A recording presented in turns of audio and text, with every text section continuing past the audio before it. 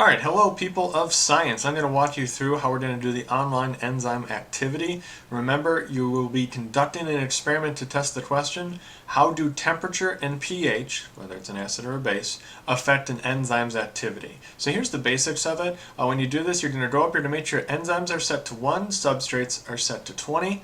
Leave inhibitors at 0. Temperature, you're probably going to want to start out at 25, though of course you're going to have to try all the temperatures.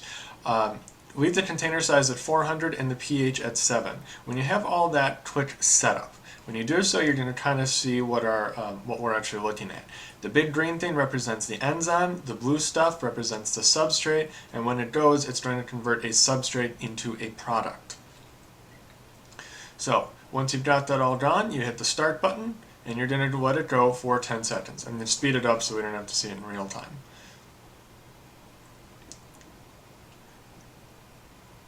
Alright, after 10 seconds have elapsed, you're going to hit the stop button again, and now you're going to go through and you're going to actually count. I count 1, 2, 3 products that were made from the substrates. So this is what you're going to record in your data table.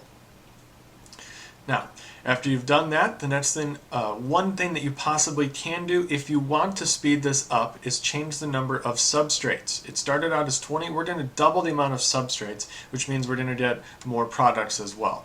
One other way you can do that is you can also make the container size smaller. If you think of it, more stuff in a smaller area means that the reactions are going to happen faster. So this is just one way that you can actually make this entire setup go a little bit faster.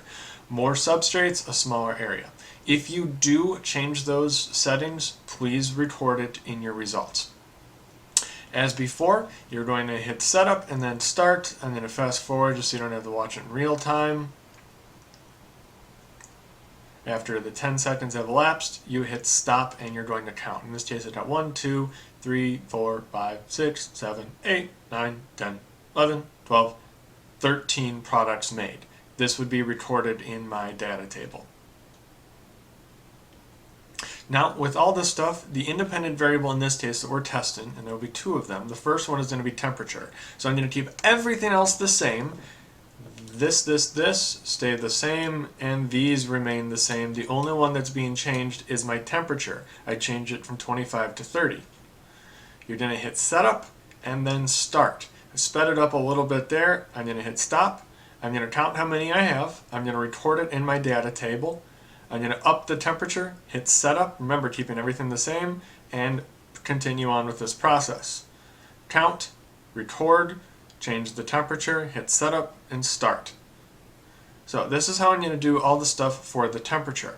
Now we also want to do one where you're actually going to be changing the pH. So I'm going to set the temperature back to 25, and I'm going to change the pH, which is a measure of how acid or base it is, to 6. I'm going to hit Setup and go. So I have made it more acidic here, let it go, speed it up, count, change the pH, let it go, count, record, etc., etc. Continue doing this process until you have done all the pHs and all of the temperatures. When you're done, hit stop, record, and you're good to go.